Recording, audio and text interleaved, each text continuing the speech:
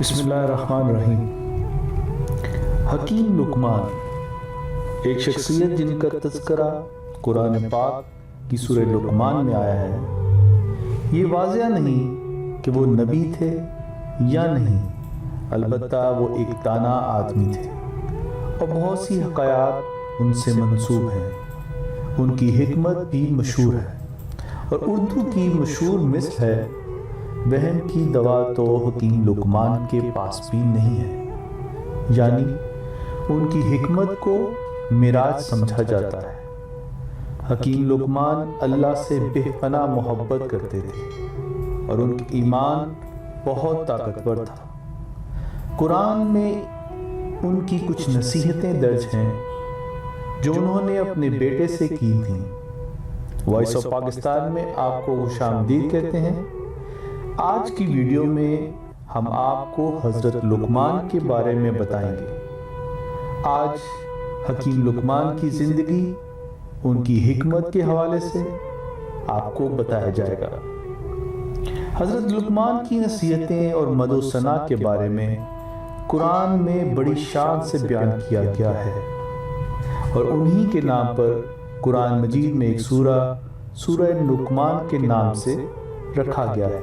محمد بن اسحاق صاحب مغازی نے ان کا نسب نامہ اس طرح بیان کیا ہے: لقمان بن باہور بن طارق۔ یہ طارق وہی ہیں جو حضرت ابراہیم خلیل اللہ علیہ السلام کے والد ہیں، اور مورخین نے فرمایا کہ آپ حضرت ایوب علیہ السلام کے بھانجے، اور بعض قول ہے کہ آپ حضرت ایوب علیہ السلام کے خالہ زاد بھائی تھے۔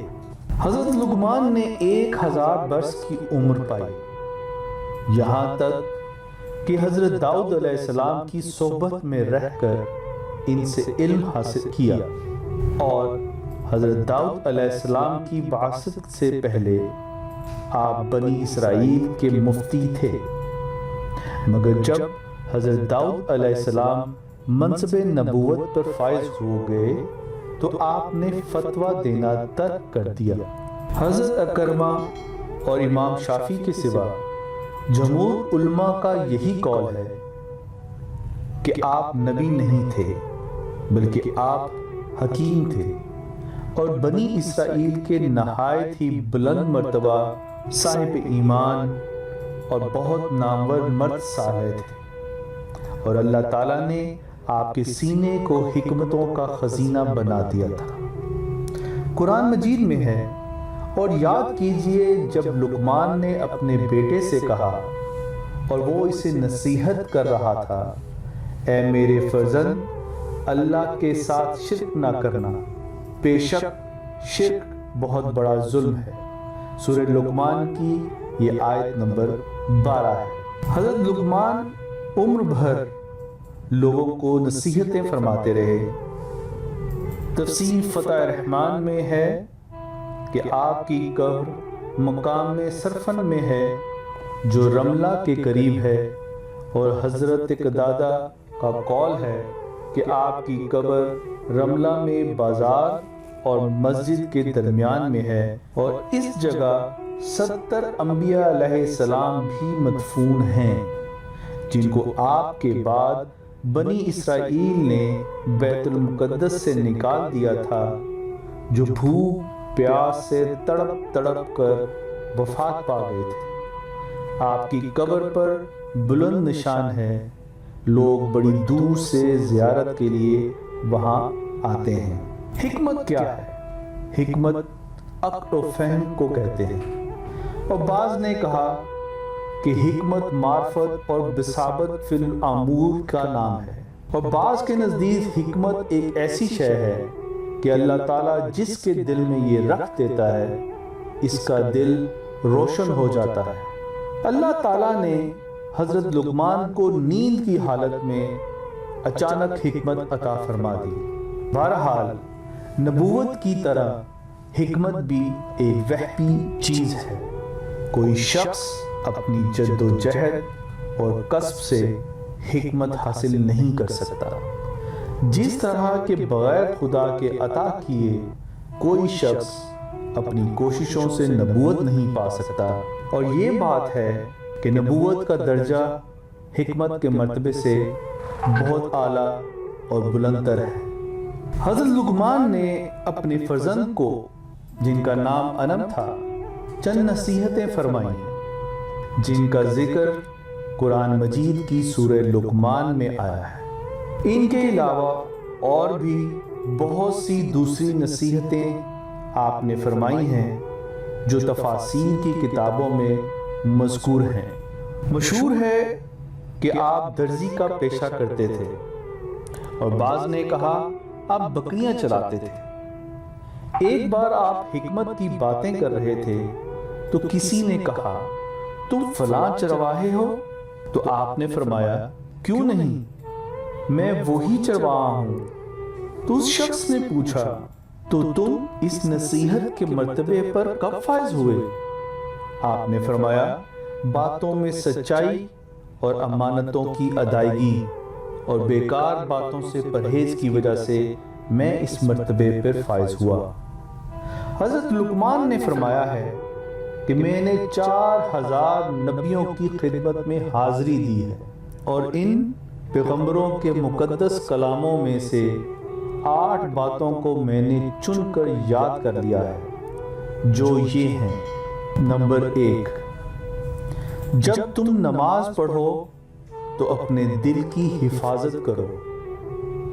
نمبر 2، جب تم کھانا کھاؤ تو اپنے حلق کی حفاظت کرو۔ نمبر 3، جب تم کسی غیر کے مکان میں رہو تو اپنی آنکھوں کی حفاظت کرو۔ نمبر 4، جب تم لوگوں کی مجلس میں رہو تو اپنی زبان کی حفاظت کرو۔ نمبر 5، اللہ تعالیٰ کو ہمیشہ یاد رکھو۔ نمبر 6، اپنی موت کو ہمیشہ یاد کرتے رہا کرو۔ نمبر 7، اپنے احسانوں کو بھلا دو۔ نمبر 8، دوسروں کے ظلم کو فراموش کر دو۔ قرآن مجید میں ہے، اور لوگوں سے غرور کے ساتھ اپنا رخ نہ پھیر، اور زمین پر اکڑ کر مت چل، بے شک اللہ ہر متکبر اترا کر چلنے والے کو ناپسند فرماتا ہے۔ یہ سورہ لقمان کی آیت نمبر 18 ہے۔ اس دنیا میں ایسے کوشش کرو جیسے یہیں ہمیشہ رہنا ہے، اور آخرت کے لیے ایسے کوشش کرو جیسے کل مر جانا ہے۔ حضرت لقمان فرماتے ہیں میں نے بولنے پر بارہا افسوس کیا ہے، مگر خاموش رہنے پر کبھی افسوس نہیں ہوا۔ اگر معدہ کھانے سے بھر جائے تو دماغ سو جاتا ہے، بے زبان اعضاء جسمانی خدا کی عبادت اور ریاضت سے قاصر ہو جاتے ہیں۔ حضرت لقمان فرماتے ہیں میں نے عقل بے وقوفوں سے سیکھی، جن افعال سے وہ گھاٹا اٹھاتے ہیں میں ان سے پرہیز کرتا ہوں۔ عہد شکنوں اور جھوٹوں پر کبھی اعتماد نہ کرو۔ معارف مصنوعی نامی کتاب میں درج ہے کہ حکیم لقمان کے ایک امیر دوست نے کہیں سے تربوز منگوائے۔ وہ حکیم لقمان کو بہت پسند کرتا تھا، اس لیے اس نے حکیم لقمان کو بلایا اور تربوز کی کاشیں کھلانا شروع کر دیں۔ حکیم لقمان بڑے مزے سے وہ کھاتے رہے اور شکریہ ادا کرتے رہے۔ جب ایک حصہ تربوز رہ گیا تو اس امیر آدمی نے کہا کہ اب میں بھی تو کھا کر دیکھوں کہ یہ کتنا میٹھا ہے جو آپ بہت خوش ہو کر کھا رہے ہیں۔ جب اس نے تربوز کھایا تو وہ انتہائی کڑوا تھا اور کھانا تقریباً ناممکن تھا۔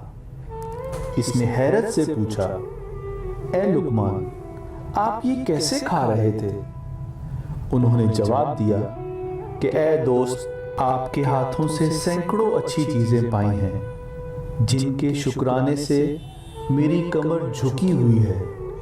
مجھے شرم آئی کہ وہ ہاتھ جو مجھے بہت اچھی چیزیں عنایت کرتا تھا، اگر اس سے ایک دن کوئی کڑوی چیز ملے تو میں اس سے انکار کر دوں؟ اے دوست، اس بات کے لطف نے کہ یہ تربوز آپ کے ہاتھوں سے آیا ہے، اس نے اس کرواہٹ کو مٹھاس میں بدل دیا ہے۔ اس بات سے یہ سبق ملتا ہے کہ اللہ تعالیٰ نے انسان پر بے شمار نعمتیں نازل کی ہیں، چنانچہ اگر انسان کو کچھ تکالیف ملے تو وہ فوراً ناشکرا بن کر شکایات نہیں کرنا چاہیے۔ اس بات سے یہ سبق ملتا ہے کہ اللہ تعالیٰ نے انسان پر بے شمار نعمتیں نازل کی ہیں، چنانچہ اگر انسان کو کچھ تکلیف ملے تو وہ فوراً ناشکرا بن کر شکایات نہ کرنا شروع کر دے۔ قصص القرآن میں حکیم لقمان کا زمانہ 3000 قبل مسیح قرار دیا گیا ہے، لیکن بعض مفسرین اور مورخین نے حضرت داؤد علیہ السلام کا مصاحب بتاتے ہیں۔ اس طرح ان کا زمانہ 1100 قبل مسیح کے لگ بھگ بنتا ہے۔ بہر طور اہل عرب ان کے حالات اور خاندان و نسب سے متعلق اختلاف کے باوجود لقمان یا حکیم لقمان کو ایک مشہور شخصیت تسلیم کرتے ہیں، اور صحیفہ لقمان کے نام سے ان کے حکیمانہ اقوال کو قدر و منزلت کی نگاہ سے دیکھتے ہیں۔ تاریخ قدیم میں لقمان نام کی ایک اور شخصیت کا پتہ چلتا ہے جو عہد ثانیہ میں ایک نیک بادشاہ گزرا ہے اور خالص عربی نژاد ہے۔ ابن جریر، ابن کثیر اور سہیلی جیسے مستند مورخین کی رائے ہے کہ مشہور لقمان حکیم افریقی النسل تھے اور عرب میں ان کی آمد بحیثیت غلام ہوئی تھی۔ ابن کثیر کے بقول لقمان نبی نہیں تھے اور نہ ہی ان پر وحی نازل ہوئی۔ قرآن مجید کی کسی صورت میں بھی ایسا کوئی اشارہ موجود نہیں جو لقمان کے نبی یا رسول ہونے پر دلالت کرتا ہو۔ البتہ ابن اسحاق نے وہب بن منبع کی روایت سے حضرت ابن عباس کا یہ قول نقل کیا ہے کہ وہ نبی تھے مگر رسول نہیں تھے، لیکن بیشتر علماء سیر ابن اسحاق کے اس قول سے اتفاق نہیں کرتے۔ روز الانف تفسیر ابن کثیر میں لقمان کا شجرہ نسب لقمان بن انکا یا سار ابن سندون درج ہے۔ ان کتب کے مطابق وہ سوڈان کے نوبی قبیلے سے تعلق رکھتے تھے۔ پست قد، بھاری بدن، سیاہ رنگ، ہونٹ موٹے اور ہاتھ پیر بھدے تھے، مگر وہ بلا کے نیک، عابد اور زاہد، صاحب حکمت اور دانا تھے۔ اللہ تعالیٰ نے انہیں حکمت سے وافر حصہ عطا فرمایا تھا۔ تاریخ ابن کثیر میں حضرت ابن عباس رضی اللہ تعالی عنہ سے منقول ہے کہ لقمان نجاری کا پیشہ کرتے تھے۔ البتہ سعید بن مسیم کے بقول لقمان مصری سوڈانی تھے اور ان کے ہونٹ بہت موٹے تھے۔ اللہ نے انہیں اگرچہ نبوت عطا نہیں کی مگر حکمت اور دانائی سے وافر حصہ دیا۔ عبد الرحمن بن حرملہ کہتے ہیں کہ ایک مرتبہ ایک حبشی سعید بن مسیب کے پاس آ نکلا اور کچھ سوال کیا۔ انہوں نے کہا کہ تو اس بات سے دلگیر نہ ہو کہ کالا حبشی ہے، اس لیے کہ سوڈانیوں میں 3 آدمی دنیا کے بہترین انسان ہوئے ہیں، حضرت بلال حبشی رضی اللہ تعالی عنہ، حضرت عمر رضی اللہ تعالی عنہ کا غلام مجمع اور لقمان حکیم جو سوڈانی نوبی تھے، اور ان کے ہونٹ بہت موٹے اور بھدے تھے۔ مشہور مورخ محمد بن اسحاق کہتے ہیں لقمان حکیم عرب کے مشہور قبیلہ عاد یعنی عرب بعیدہ کی نسل سے تھے اور غلام نہیں تھے بلکہ بادشاہ تھے۔ وہب بن منبع کا کہنا ہے کہ جب شداد بن عاد کا انتقال ہوا تو حکمت ان کے بھائی لقمان کو ملی اور اللہ نے لقمان کو وہ چیز عطا فرمائی جو اس زمانے کے انسانوں میں سے کسی کو نہیں عطا کی تھی۔ اللہ تعالیٰ نے اسے 7 انسانوں کے برابر اور ایک وہاسا عطا فرمایا تھا اور وہ اپنے زمانے کے لوگوں میں سے زیادہ طویل قامت تھے۔ وہاب یہ بھی کہتے ہیں لقمان بن عاد کا نسب ملتات بن صالح بن وائل بن حمیر تھا اور وہ نبی تھے لیکن رسول نہیں۔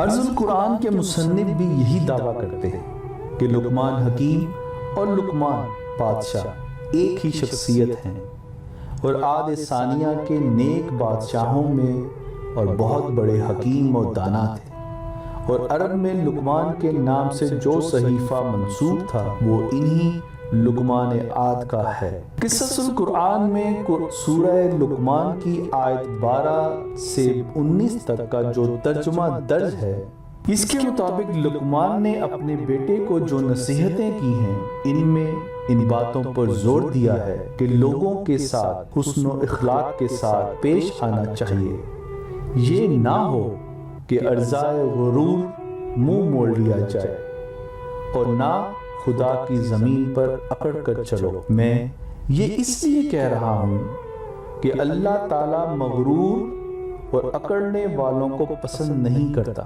ہمیشہ رفتار میں میانہ روی قائم رہنی چاہیے اور آواز گفتگو میں نرم رکھو، اس لیے کہ چیخنا چلانا انسانوں کا کام نہیں۔ اگر کراہت اور بے وجہ بلند آواز پسندیدہ چیز ہوتی تو گدھے کی آواز قابل ستائش سمجھی جاتی، حالانکہ اس کی آواز بدترین آواز شمار ہوتی ہے۔ قصص القرآن کے مصنف کہتے ہیں کہ حکیم لقمان اگر غلام ہوتے تو اپنے بیٹے غلام زادے کو یہ نصیحت نہ کرتے، اس لیے کہ غرور اور نخوت، خود بینی اور شیخی، کرختی اور خوشنوت ایسے اوصاف ہیں جو بادشاہوں، شاہزادوں، متمول و صاحب اقتدار انسانوں کے اندر ہی کثرت سے پائے جاتے ہیں۔ اس امر سے بھی اتفاق کیا ہے کہ لقمان حکیم اور لقمان بادشاہ ایک ہی شخصیت ہیں اور وہ عاد ثانیہ کے پیغمبر حضرت ہود کے پیرو تھے اور حبشی الاصل نہیں بلکہ عربی النسل تھے۔ ذوالفقار ارشد گیلانی کی کتاب قصص الانبیاء سے یہ اقتباس لیا گیا ہے۔ امید کرتے ہیں ناظرین آپ کو یہ آج کی ویڈیو پسند آئی ہوگی اور ایسی بہت ساری انفارمیٹیو ویڈیوز کے ساتھ حاضر ہوتے رہیں گے۔ اسی دعا کے ساتھ جہاں رہیں خوش رہیں، دوسروں میں خوشیاں بانٹیں اور ہمیں اپنی دعاؤں میں یاد رکھیے۔ اللہ حافظ۔